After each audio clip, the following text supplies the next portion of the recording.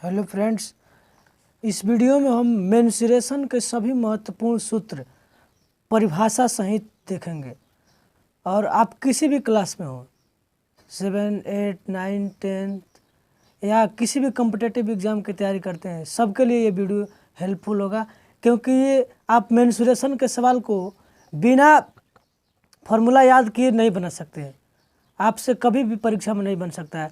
और सारे हमने डिफिनेशन सहित इसमें व्याख्या किया है, आप देख सकते हैं। आप इसमें देख सकते हैं, एक भी इसमें नहीं छोड़ा गया है, A to Z। आप इस वीडियो में केवल लास्ट तक बने रहें, आप पूरा देख सकते हैं कि हमने इसमें इसका व्याख्या किया है। तो चलिए स्टार्ट करते हैं। सबसे पहले वर्ग के बारे में देखते हैं। वर्ग के बारे में जानने से पहले इसका डेफिनेशन देखेंगे। वैसा चतुर्भुज जिसके सभी भुजाएं आपस में बराबर हो और प्रत्येक कोण 90 डिग्री हो, उसे वर्ग कहते हैं। जिसे देख लीजिए, प्रत्येक कोण 90 डिग्री का है, तो वर्ग का क्षेत्रफल होता है भुजा स्क्वायर, या आप कह सकते हैं ए स्क्वायर। भुजा को ए से डिनोट किया गया है यहाँ पर। वर्ग का परिमाप होता है 4 गुणे भुजा, या 4 इंटू ए आप बोल सकते हैं। वर्ग का विकर्ण होता है √2 गुणा भुजा। तो अब आगे बढ़ते हैं हम रेक्टेंगल, आयत, जिसको हिंदी में बोला जाता है। तो इसका सबसे पहले हम डेफिनेशन देखेंगे। वैसा चतुर्भुज जिसकी आमने सामने की भुजाएं बराबर होती हैं तथा प्रत्येक कोण 90 डिग्री हो, उसे आयत कहा जाता है। और इसका आप देखते हैं हम फॉर्मूले। आयत का क्षेत्रफल होता है लंबाई गुणे चौड़ाई, या आप लंबाई को यहाँ L से और चौड़ाई को B से, यानी लेंथ और ब्रेथ इसे यहाँ पे दिया है ना, तो लंबाई गुणे चौड़ाई हो गया। आयत का परिमाप होता है 2 इंटू लंबाई प्लस चौड़ाई, यानी कि 2 इंटू L प्लस B आप बोल सकते हैं। और आयत का विकर्ण होता है √L square plus B square. और चार दीवार का क्षेत्रफल होता है 2 into L plus B into H। अब हम आगे बढ़ते हैं ट्रायंगल में। त्रिभुज के बारे में देखते हैं कि त्रिभुज क्या है। 3 भुजाओं से बंद आकृति को त्रिभुज कहते हैं। तो जिसे ABC एक त्रिभुज हो गया, तो एक के सामने की भुजा को छोटा ए बोलेंगे, यहाँ पे बड़ा दिया है, और B के सामने की भुजा को छोटा B, और C के सामने की भुजा को छोटा C। तो अब देखते हैं हम त्रिभुज का क्षेत्रफल। त्रिभुज का क्षेत्रफल होता है 1/2 आधार गुणे ऊंचाई। इसके बाद नेक्स्ट देखते हैं त्रिभुज का परिमाप 2S बराबर क्या होता है, A plus B plus C। और त्रिभुज का अर्ध परिमाप S बराबर A plus B plus C/2, यानी अर्ध परिमाप इसको डिवाइड कर देंगे 2 से तो हो जाएगा। और देखिए, जब 3 भुजा दिया रहता है, त्रिभुज का क्षेत्रफल निकालने का है S into √S into S minus A into S minus B into S minus C। जब 3 भुजा दिया रहे तब इस फार्मूला को लगाते हैं, और जब ऊंचाई और दिया रहेगा आपको चौड़ाई, तो इस फार्मूला को लगाते हैं। अब आगे बढ़ते हैं समचतुर्भुज, जिसको इंग्लिश में रोम्बस कहा जाता है। तो इसको देखने से पहले इसका हम डेफिनेशन देखेंगे। वैसा चतुर्भुज जिसकी चारों भुजाएं बराबर हो और कोई भी कोण समकोण न हो, उसे समचतुर्भुज कहते हैं। इसमें कोई भी कोण समकोण नहीं होता है, ठीक है ना। और इसका देखते हैं समचतुर्भुज का क्षेत्रफल 1/2 गुणे विकर्णों का गुणनफल, या आप बोल सकते हैं 1/2 गुणे D1 इंटू D2। D1 से डिनोट करते हैं हम डायगोनल को। डायगोनल मतलब होता है विकर्ण। समचतुर्भुज का परिमाप होता है 4 गुणे भुजा, या 4 बोल सकते हैं आप। समचतुर्भुज का भुजा बराबर 1/2 √D1 का स्क्वायर प्लस D2 का स्क्वायर। अब आगे बढ़ते हैं हम। आप एक काम कीजिए कि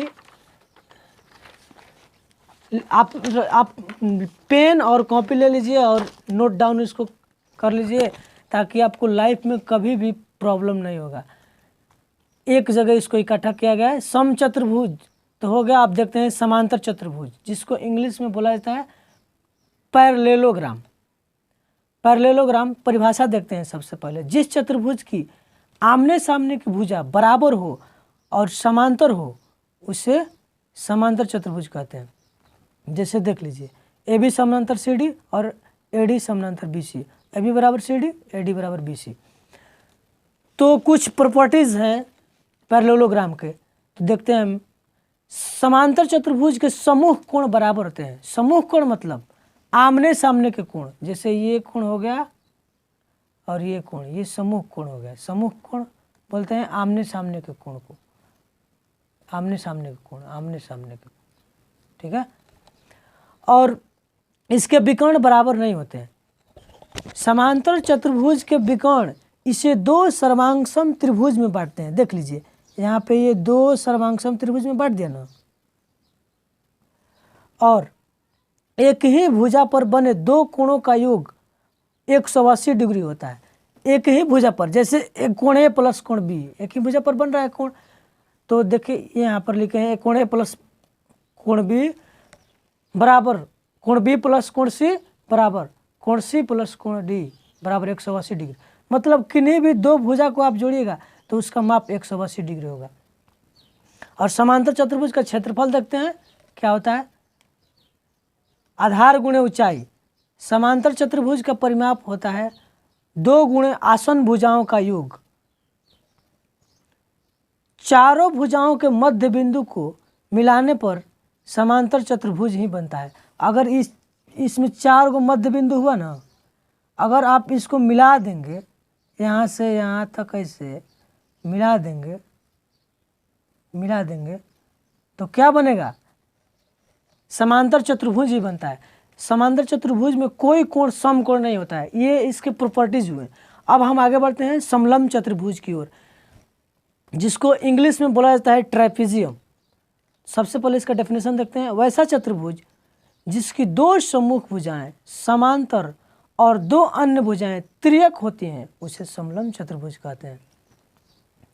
देख लीजिए यहाँ इसका फिगर। समलंब चतुर्भुज का क्षेत्रफल होता है 1/2 समांतर भुजाओं का योग गुणे ऊंचाई, या आप बोल सकते हैं 1/2 a + b × h। समांतर भुजा इसके सामने a के सामने b। अब हम चलते हैं वृत्त की ओर, सर्कल पढ़ेंगे। सर्कल के बारे में हम यहाँ पे पढ़ेंगे। अब देखिए जिससे हो गया, यहाँ पे ऊपर तो लिखा हुआ है त्रिज्यखंड, लेकिन सबसे पहले हम वृत्त के बारे में समझेंगे। वृत्त होता क्या है, तो परिभाषा इसका होता है किसी निश्चित बिंदु के समान दूरी पर अनंत बिंदुओं को मिलाकर जो वक्राकार रेखा खींचा जाता है उसे वृत्त कहते हैं। देख लीजिए ये वृत्त में क्या होता है। वृत्त में सबसे पहले यहाँ पे केंद्र हुआ, ये केंद्र हो गया, और सबसे जो लंबी जीवा होगी वो व्यास होगी, और जो वृत्त के कुल चारों ओर की दूरी होगी वो परिधि कहलाएगी, और जो केंद्र से होकर नहीं गुजरेगी वह जीवा कहलाएगी, और सबसे लंबी भुजा होगी। तो डेफिनेशन इसका भी देख सकते हैं आप, सब चीज़ इसमें लिखा हुआ है। वृत्त के मध्य वह बिंदु जिससे परिधि हमेशा समान दूरी पर होता है वह वृत्त का केंद्र कहलाता है। इसको इंग्लिश में सेंटर बोला जाता है। इसके बाद हम परिधि देखते हैं, सरकमफ्रेंस इसको इंग्लिश में बोला जाता है। वृत्त की कुल चारों ओर की दूरी परिधि कहलाती है। जो चारों ओर की सब दूरी हो गई ना, चारों ओर की ये दूरी, ये परिधि कहलाएगी।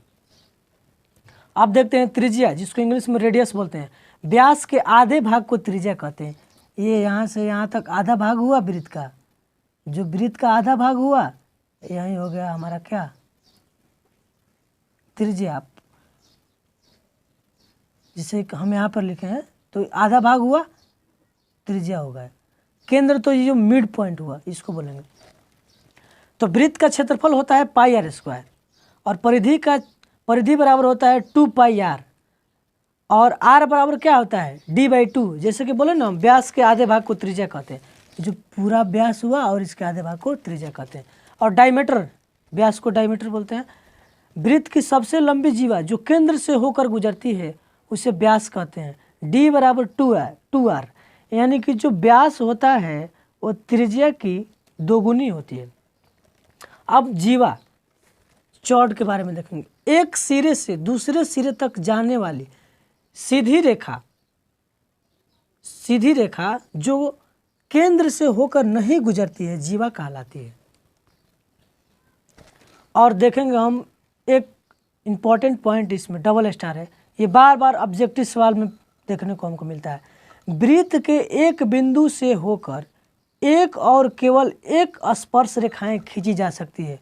न जाने कितने बार इस सवाल को पूछा गया है कि वृत्त के एक बिंदु से होकर कितनी स्पर्श रेखाएं खींची जा सकती हैं, तो आप बोलिएगा केवल एक। अब हम आगे बढ़ते हैं नेक्स्ट, जिससे आप घन की ओर चलते हैं। तो घन का डेफिनेशन देखते हैं। सबसे पहले एक ऐसी त्रिविमीय आकृति जिसकी लंबाई, चौड़ाई और ऊंचाई समान होती है उसे घन कहते हैं। और घन में सतह का हम बात करेंगे तो घन में सतह 6 होते हैं, किनारा 12 और शीर्ष 8 होते हैं। तो घन का आयतन होता है भुजा क्यू या ए क्यू। भुजा को आप ए से डिनोट कर सकते हैं। घन का संपूर्ण पृष्ठीय क्षेत्रफल होता है 6a स्क्वायर और घन का विकर्ण होता है √3 गुणा भुजा। अब बढ़ते हैं हम घनाभ की ओर, जिसको इंग्लिश में क्यूबॉइड बोलते हैं। परिभाषा इसका हुआ 6 आयताकार सतहों से घिरी हुई आकृति को घनाभ कहते हैं। इसमें भी सतह 6 होते हैं, किनारा 12 और शीर्ष वर्टेक्स 8 होते हैं। लंबाई को L से डिनोट करेंगे, चौड़ाई को B से और ऊंचाई को H से। तो घनाभ का आयतन हो गया L गुणे B गुणे H, यानी लंबाई गुणे चौड़ाई गुणे ऊंचाई। घनाभ का संपूर्ण पृष्ठीय क्षेत्रफल हुआ 2 × LB + BH + HL।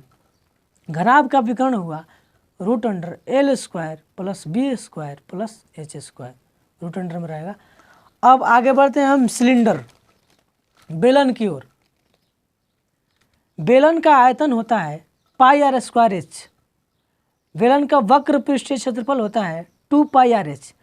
इसका फिगर आप लोग बना लीजिएगा और इसके नोट डाउन कर लीजिएगा। एक बात ध्यान रखिएगा, संपूर्ण पृष्ठीय क्षेत्रफल 2πr × r + h। अब हम बढ़ते हैं यहाँ पर हम त्रिज्या को r से, ऊंचाई को से डिनोट किए हैं, शंकु की ओर। तो शंकु का आकार जैसे आप लोग होली के त्यौहार में देखे होंगे टोपी के आकार का होता है। शंकु का आयतन होता है 1/3 πr²h। शंकु का वक्र पृष्ठीय क्षेत्रफल πrl। शंकु का संपूर्ण पृष्ठीय क्षेत्रफल होता है πr × l + r। शंकु के छीनक का आयतन 1/3 πh × r1² + r2² + r1 × r2। इसके बाद देखते हैं, ये देख लीजिए शंकु का आयतन, शंकु का संपूर्ण पृष्ठीय क्षेत्रफल, ये सब चीज़ है। अब देखते हैं